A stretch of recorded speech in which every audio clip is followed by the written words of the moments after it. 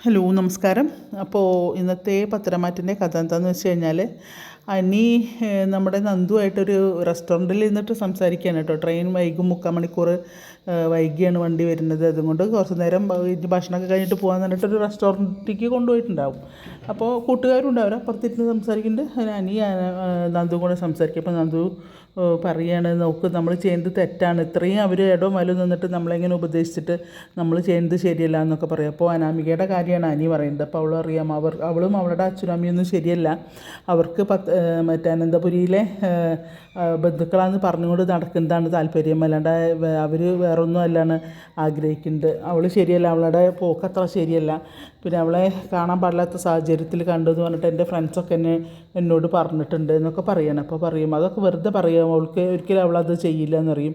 എനിക്കത്ര വിശ്വാസമില്ല നന്ദു എന്നൊക്കെ പറയാൻ കേട്ടോ. അവസാനം പറയും, നോക്ക് 10 മിനിറ്റ് മുന്നെങ്കിലും എനിക്ക് സ്റ്റേഷനിലെത്തണം, എനിക്ക് ഓടിക്കയറാനൊന്നും വയ്യ എന്ന് പറയും അനിയോട്. അപ്പോൾ പറയും, നീ ഓടിക്കണ്ട, നിന്നെ എടുത്ത് ഞാൻ കയറ്റിക്കോളാം എന്നറിയാം. അപ്പോൾ നന്ദുവിന് ദേഷ്യം വരുന്നുണ്ട്, അവൻ്റെ മുഖത്തൊക്കെ ഇങ്ങനെ നോക്കും ചെയ്യും. അപ്പോൾ പറയും 10 മിനിറ്റ് അല്ല 15 മിനിറ്റ് മുന്നേ ഞാൻ സ്റ്റേഷനിൽ എത്തിച്ചോളാം, ഒരു 10 മിനിറ്റും കൂടെ നീ ഇരുന്ന് സംസാരിക്കുക എന്നൊക്കെ പറയും. അങ്ങനെ ഒന്ന് വർത്താനം പറഞ്ഞു കഴിഞ്ഞ് പിന്നെ അത് കഴിഞ്ഞ് പിന്നെ കാണിക്കുന്നത് ഇതാണ് നമ്മുടെ നന്ദാവനത്തിൽ ഇവരെല്ലാവരും കൂടി ഇരുന്ന് സംസാരിക്കുന്നതാണ്. അപ്പോൾ പറയും, അനി എന്തായാലും അവിടെ പോയി പറയും എന്നെ ഇവിടെ കണ്ട പേരും, ഞാൻ അവനോട് കള്ളം പറഞ്ഞെങ്കിലും പിന്നെ എനിക്കൊരു വിഷമമില്ലാതില്ല മനസ്സിൽ, നിന്നെ നന്ദുവിനെ ഉപദേശിക്കാനേ വന്നെന്ന് പറഞ്ഞു കഴിഞ്ഞാൽ എത്രത്തോളം അത് വിശ്വസിക്കുമെന്ന് എനിക്ക് അറിയില്ല എന്നൊക്കെ അങ്ങനെ പറയുകയാണ് കേട്ടോ.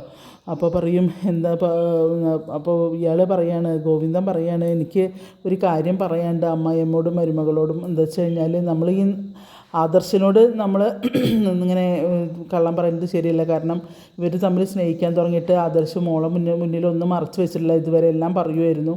അപ്പോൾ അതുപോലെ മോളിപ്പോൾ അത് മറച്ചു വയ്ക്കുന്നതിൽ എനിക്ക് നല്ല വിഷമമുണ്ട് അറിയും. അപ്പോഴേക്കും നമ്മുടെ കനകയും പറയും, എനിക്കും അത് വല്ലാത്ത വിഷമം തോന്നുന്നുണ്ട്, പിന്നെ അത് മറച്ചു വെക്കേണ്ടി വരുന്നില്ല എന്നൊക്കെ അങ്ങനെ പറയും.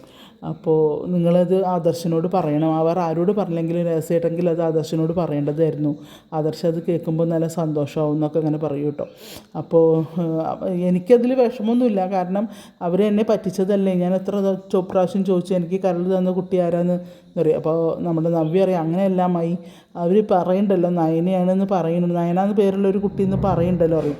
നയന എന്ന് പേരുള്ള കുട്ടിയാണ്, പക്ഷെ ഇവളാന്ന് എന്നോട് പറഞ്ഞില്ലല്ലോ, എൻ്റെ മോളാണെന്ന് എന്നോട് പറഞ്ഞില്ലല്ലോ എന്നൊക്കെ പറയും. അതുകൊണ്ട് എനിക്കൊരു ചെറിയൊരു പ്രശ്നമൊക്കെ ഉണ്ട്, എന്നാലും സാരമില്ല, മോള് പറഞ്ഞോ, മോൾക്ക് വിഷമാണെന്ന് എനിക്ക് മനസ്സിലായി, ആദർശിനോട് മോളും എന്നാൽ പറഞ്ഞോളൂ, ഇനിയിപ്പോൾ പറയാതിരിക്കേണ്ട എന്നിങ്ങനെ പറയുമ്പോൾ അവൾക്ക് ഭയങ്കര സന്തോഷം തോന്നുന്നുണ്ട്. അപ്പോൾ പറയും, എനിക്കൊരു വീർപ്പുമുട്ടലുണ്ട് ആദർശേട്ടനോട് പറയുമ്പോൾ, കാരണം ആദർശേട്ടൻ ഓഫീസിൽ ഇരിക്കുമ്പോൾ ഞാനും ആദർശേട്ടൻ ഇരിക്കുമ്പോൾ ചിലപ്പോൾ അമ്മയുടെ ഫോണൊക്കെ വരുമ്പോൾ ഞാൻ പതർച്ചയോട് കൂടിയിട്ടാണ് അമ്മോട് സംസാരിക്കുക, അപ്പോൾ അതും എനിക്കൊരു വല്ലാത്ത വിഷമം ഉണ്ടാക്കുന്നുണ്ടെന്ന് പറയും. അപ്പോൾ പറയാം, ഇനി അതിനൊന്നും ആവശ്യമില്ല, മോൾ എന്നാൽ പറഞ്ഞോ, എനിക്ക് കുറച്ച് കുഴപ്പമല്ലേ ഉണ്ടാവുള്ളൂ, അതുകൊണ്ട് സാരമില്ല, മോൾക്ക് പ്രശ്നമൊന്നും ഉണ്ടാവണ്ട എൻ്റെ മുകളിൽ എന്നൊക്കെ ഇങ്ങനെ പറഞ്ഞിട്ട് അത് പറയുകയാണ്. അപ്പോൾ അവൾക്ക് അവളിങ്ങനെ വന്ന് കെട്ടിപ്പിടിക്കുക, താങ്ക് യു അമ്മ പറഞ്ഞപ്പോൾ, ഇത്രയും മനസ്സ് വിഷമിപ്പിച്ചുകൊണ്ടിരുന്നിട്ടാണോ ഉണ്ടാതിരുന്നത് എന്നൊക്കെ ചോദിക്കുകയാണ് കേട്ടോ.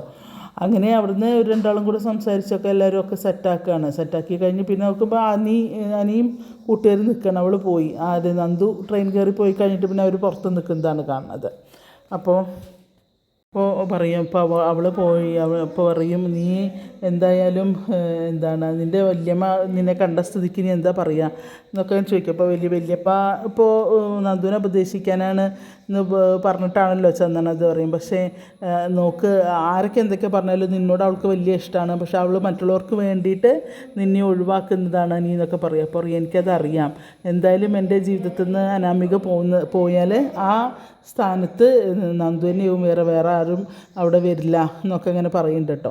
അത് കഴിഞ്ഞ് അവരിങ്ങനെ സംസാരിച്ചുകൊണ്ടിരിക്കും. ഇനിയിപ്പോൾ ഇനി ക്രിമിനൽ കേസായാലും വേണ്ടില്ല, അവൾ ചിലപ്പോൾ ഇനി എനിക്ക് മെസ്സേജൊന്നും അയച്ചില്ലെങ്കിൽ ഞാൻ പോലീസ് ക്യാമ്പിലേക്ക് ഇടിച്ച് കയറി ചെല്ലും, എന്നിട്ട് അവളെ കാണുകയും ചെയ്യും എന്നൊക്കെ പറയും. അപ്പോൾ അവർക്ക് മനസ്സിലായി ഞാൻ വളരെ സീരിയസ് ആണ് കാര്യങ്ങളെന്നൊക്കെ. അപ്പോൾ ഇനിയിപ്പോൾ എന്തായാലും ഞാൻ വീട്ടിൽ പോട്ടെ എന്നൊക്കെ ഇങ്ങനെ പറയുകയാണ്. അപ്പോൾ പറയും, നീ പറഞ്ഞ പോലെ ഈ സിനിമയിലൊക്കെ കണ്ടിട്ടുള്ളൂ, അല്ല കൂട്ടുകാരി പോകുന്ന സമയത്ത് മനസ്സിലൊരു വിഷമം, ആൺകുട്ടികളായാലും പെണ്ണുങ്ങളായാലും ആണും പെണ്ണുങ്ങളൊക്കെ ആണെങ്കിലും വിട്ടു പോകുമ്പോൾ നമുക്കൊരു സംഘടനയില്ല, അതിപ്പോൾ ഞാൻ ശരിക്കും അനുഭവിക്കുകയാണ് എന്നൊക്കെ ഇങ്ങനെ അനി പറയുന്നുണ്ട് കൂട്ടുകാരോട് കേട്ടോ. അവിടുന്ന് പിന്നെ കാണിക്കുന്നത് എന്താണ്, നമ്മളുടെ ഇവിടെ നമ്മളെ ദേവയാനി അവിടുന്ന് പോരുകയാണ്, വീട്ടിൽ നിന്ന് പോരുകയാണ്. അപ്പോൾ ഒക്കെ പറഞ്ഞ പോലെ തന്നെ ആവട്ടെ, നിങ്ങൾ നീ പറഞ്ഞോളൂ, ആദർശനോട് പറയാം എന്നൊക്കെ പറഞ്ഞ് പോരുന്നുണ്ട്. അപ്പോൾ എന്താണ് മോളെ, എന്നാൽ ശരി ഞാൻ പോവുകയാണ് എന്നൊക്കെ പറഞ്ഞ് യാത്ര പറഞ്ഞ് ഇറങ്ങുകയാണ് കേട്ടോ. അപ്പോൾ പിന്നെ ഇങ്ങനെ കനകയും പറയുന്നുണ്ട്, ഞങ്ങൾ ഇവിടെ ഒരു ജോത്സ്യനെ കണ്ടപ്പോഴും മോള് സ്നേഹിക്കുന്ന ആളെ തന്നെയാണ് മോൾക്ക് കിട്ടുക എന്നാണ് പറഞ്ഞത്. അങ്ങനെയൊന്നും ഉണ്ടാവാതിരിക്കട്ടെ, ഞങ്ങൾ ഇതുവരെ മറച്ചു വെച്ചിരിക്കുകയായിരുന്നു എന്നിങ്ങനെ പറയും കേട്ടോ. അമ്മോട് പറയാത്തൊരു കാര്യമാണത് എന്നൊക്കെ ഇങ്ങനെ പറയുന്നുണ്ട് മറ്റേ ദേവയാനോട് കേട്ടോ. അപ്പോൾ ദേവയാനിയെ കേൾക്കുമ്പോൾ ദേവയാനിക്കും ഒരു ഇതില്ല എന്തായാലും ഇനിയിപ്പോൾ അനി അവരൊന്നും ഒന്നിക്കണം. ഇനിയിപ്പോൾ നന്ദു പോയ സ്ഥിതിക്ക് ഇനിയിപ്പോൾ അനിയുടെ സ്വഭാവം മാറാതിരിക്കില്ല. എന്തായാലും അമ്മ പോകുമ്പോൾ അനാമികേനെ ഒന്ന് ഉപദേശിക്കണം. പിന്നെ എന്തായാലും ഞാനും ആദർശേട്ടനെ പണ്ട് വഴക്കായിരുന്നെങ്കിലും പക്ഷേ ഞങ്ങൾക്ക് പരസ്പര സ്നേഹം ഉണ്ടായിരുന്നു ഉള്ളിൽ. അപ്പോൾ അതുകൊണ്ടാണ് ഞങ്ങളിപ്പോൾ ഒന്നിക്കുന്നത്. അപ്പോൾ അതുപോലെ അവൾക്ക് പക്ഷെ അതില്ല, അതാണ് പ്രശ്നം എന്നൊക്കെ പറയും. എന്തായാലും ഞാൻ അനാമികയും ഞാനൊന്ന് ഉപദേശിച്ച് നോക്കാമെന്നൊക്കെ അങ്ങനെ പറഞ്ഞ് അവന് യാത്ര പറഞ്ഞ് ഇറങ്ങുകയാണ് ഇത് പിന്നെ എന്താ പറയുക ദേവയാനി. അത് കഴിഞ്ഞ് പിന്നെ കാണിക്കുന്നുണ്ട് നമ്മളെ ആദർശ് ഇങ്ങനെ ഇതിൽ ടൈപ്പ് ചെയ്തുകൊണ്ടിരിക്കുകയാണ്, ലാപ്ടോപ്പ് നോക്കിക്കൊണ്ടിരിക്കുന്ന സമയത്ത് അനി അങ്ങോട്ട് ചെല്ലും. അപ്പോൾ അനിങ്ങനെ കാണുന്നുണ്ട് ആദർശനെ. അപ്പോൾ അങ്ങോട്ട് കയറി ചെല്ലുന്ന സമയത്ത് നീ അവിടെ പോയിട്ട് വരികയാണെന്ന് വയ്ക്കും. അല്ല, അത് പിന്നെ ഞാനിന്ന് നന്ദു പോവല്ലേ, അപ്പോൾ നന്ദുവിനെ കാണാൻ വേണ്ടി പോയതാണെന്നറിയാം. അപ്പോൾ നിന്നോട് പറഞ്ഞിട്ടില്ലേ അങ്ങോട്ട് പോവരുത് എന്ന് പറയും. അതല്ല ഏട്ടാ, നന്ദു എൻ്റെ ബെസ്റ്റ് ഫ്രണ്ടാണ്, പക്ഷേ എനിക്ക് അങ്ങനെ പോകാതിരിക്കാൻ പറ്റില്ല എന്നൊക്കെ പറയും. അപ്പോൾ ഞാൻ അവിടെ പോയപ്പോൾ പക്ഷേ ഒരു സംഭവം കണ്ടു, വല്യമ്മ ഉണ്ടായിരുന്നു അവിടെ അറിയുമ്പോൾ അമ്മയെ വയ്ക്കും. അപ്പോൾ അതെ, പക്ഷേ നന്ദുവിനെ ഉപദേശിക്കാൻ വേണ്ടി ചെന്നു എന്നാണ് എന്നോട് പറഞ്ഞത്.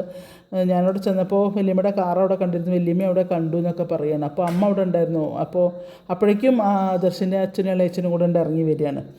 അപ്പോൾ അവരോടും കൂടിയും പറയുകയാണ്. അപ്പോൾ എന്താണ് ഇതെന്ന് മനസ്സിലാവുന്നില്ല എന്നറിയും. അപ്പോൾ ആദർശ് ചോദിക്കും, കണ്ടില്ലേ അമ്മ ഉണ്ടായിരുന്നു ഇത്ര അവിടെ, അമ്മ ഇവിടുന്ന് അമ്പലത്തിക്കാന്നും പറഞ്ഞിട്ടാണ് അങ്ങോട്ട് പോണത്. അപ്പോൾ ഞാൻ പോയിട്ടില്ലെങ്കിൽ എന്താ, അവിടെ അമ്മ ഉണ്ടായിരുന്നല്ലോ, പിന്നെ ഞാൻ ചെല്ലണം എന്ന് അവൾ നിർബന്ധിച്ച് പറഞ്ഞതുമില്ല. കാരണം ഞാൻ ചെന്ന് കഴിഞ്ഞിട്ടുണ്ടെങ്കിൽ അവരുടെ അത് കാണുമല്ലോ. അപ്പോൾ അമ്മ ഉള്ളതുകൊണ്ടാവും ചെല്ലണം എന്നവൾ നിർബന്ധമായിട്ട് പറഞ്ഞിട്ടില്ല എന്നറിയാം. ആദർശം ഒരു കുശുമ്പനാണ്.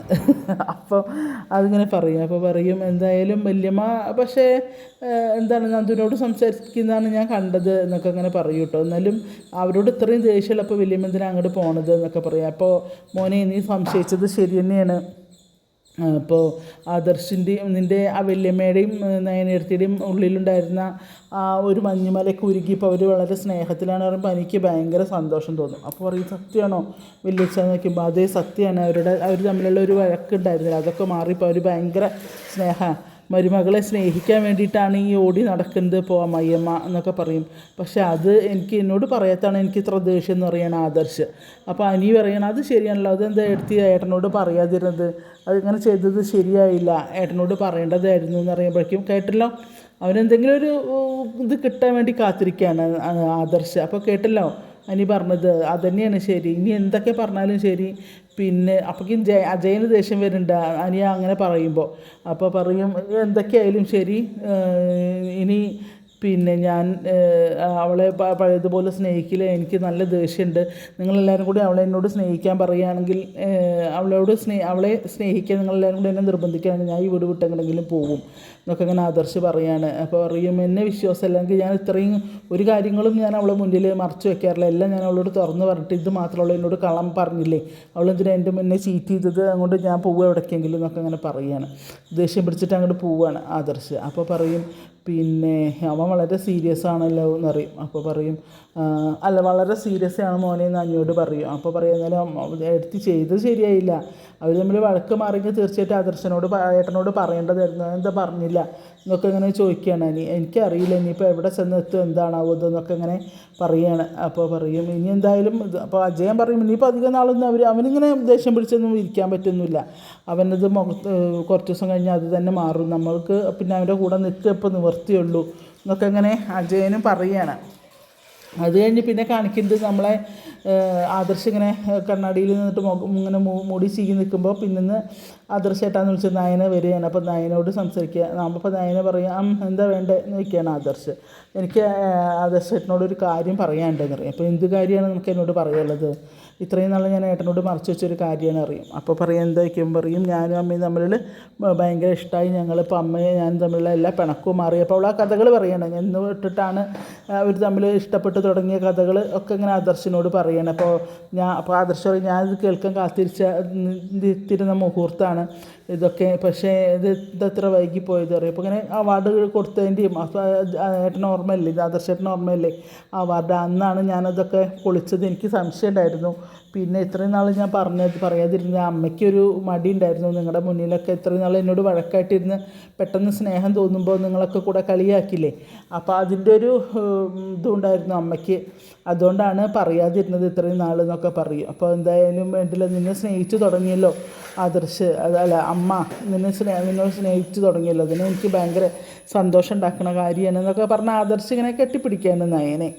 അപ്പോൾ അത് കഴിഞ്ഞ് പിന്നെ കാണിക്കുന്ന നയനെ ഇരുന്ന് വെറുതെ സങ്കല്പിച്ചുണ്ടാക്കുന്നത്, അല്ലാണ്ട് അങ്ങനെ ഒരു സംഭവം ഉണ്ടായിട്ടില്ല. കാരണം ആദർശ് ഇവിടെ ബട്ടരിവാളും പിടിച്ചിട്ടാണ് നിൽക്കുന്നത്. അപ്പോൾ അവളുടെ വെറും സങ്കല്പം മാത്രമാണത്. കാരണം ഇനിയിപ്പോൾ വന്നു കഴിഞ്ഞാൽ ആദർശ് അവളും കൂടെ ഊക്കനടിയും വഴക്കൊക്കെ ഉണ്ടാവും. എന്തായാലും പത്രമാറ്റിൻ്റെ ഇന്നത്തെ എപ്പിസോഡ് അങ്ങനെ കഴിഞ്ഞു പോയി. എല്ലാവരും കാണുക, മിസ് ചെയ്യാണ്ട്. അതുപോലെ രാധാസ് ഫാമിലി കിച്ചൺ എൻ്റെ ഈ ചാനൽ സബ്സ്ക്രൈബ് ചെയ്യാത്തവരാണെങ്കിൽ ഒന്ന് സബ്സ്ക്രൈബ് ചെയ്യണം പ്ലീസ്.